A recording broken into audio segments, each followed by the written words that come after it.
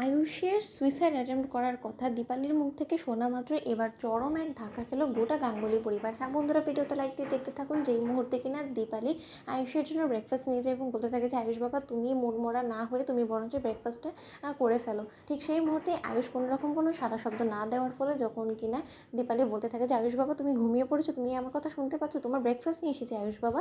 ঠিক সেই মুহূর্তে যখন কিনা আয়ুষের মুখ থেকে অনবরত ফেনা বেরোতে থাকে এবং আয়ুষের কোনো রকম কোনো রেসপন্স না পাওয়ার ফলে যখন কিনা দীপালি আয়ুষের গায়ে হাত দিয়ে আয়ুষের গোটা গা ঠান্ডা দেখে, ঠিক সেই মুহূর্তেই দীপালি চিৎকার করে ওঠে এবং বলতে থাকে যে না, এক্ষুনি আমাকে ছোটো সাহেবকে জানাতে হবে, এক্ষুনি আমাকে একবার ম্যাডামকে এই বিষয়ে জানাতে হবে। ঠিক সেই মুহূর্তে যখন কিনা দীপালি দৌড়ে নিচে নেমে আসে এবং বলতে থাকে যে ম্যাডাম, সর্বনাশ হয়ে গিয়েছে, আয়ুষ বাবা কিছু একটা তো বিষাক্ত খেয়ে ফেলেছে, যার জন্য আয়ুষ বাবার মুখ থেকে ফেনা বেরোচ্ছে অনবরত এবং আয়ুষ বাবা কোনো মতে রেসপন্স করছে না। আয়ুষ বাবা সম্পূর্ণরূপে অজ্ঞান হয়ে বেডে পড়ে আছে। ঠিক সেই মুহূর্তে বাড়ির শুধু সকলে যখন দৌড়ে আয়ুষের কাছে ছুটে যায়, অন্যদিকে ইন্দ্রাণী গাঙ্গুলি ঠাই টেবিলে বসে থাকে এবং বলতে থাকে যে না, কোনো মতেই আমি এখান থেকে কোথাও যাবো না, কারণ আমি খুব ভালো করে জানি যে এই সকল কিছু করে আয়ুষ তুমি আমাকে নিজের কাছে আনার চেষ্টা করছো। তুমি মনে করেছো যে এইসব কিছু করলে তুমি হয়তো আমাকে ভয়ভীতি দেখিয়ে তুমি আবার তোমার মায়ের মন গলিয়ে ফেলতে পারবে, কিন্তু তোমার মায়ের মন গলানোর জন্য তোমাকে এরকম একটা নোংরা পথকে বেছে নিতে হলো, সেটা আমি কোনোদিনও কল্পনাও করিনি। ছি আয়ুষ, ছি।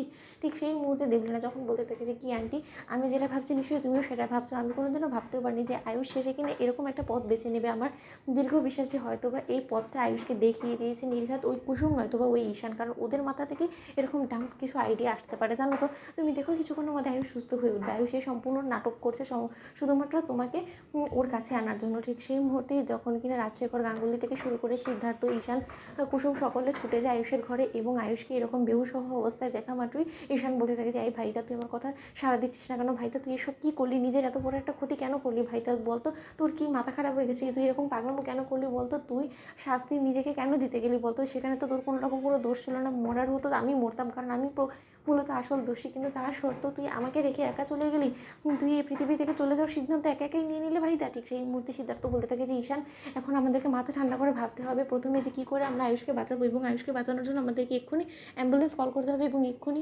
আয়ুষকে হসপিটালে নিয়ে যেতে হবে, কারণ বেশি দেরি হয়ে গেলে আয়ুষের যে কোনো সময় যে কোনো কিছু হয়ে যেতে পারে, সেটা আমাদের এই মুহূর্তে কোনো মতে রিস্ক নেওয়া সম্ভব না।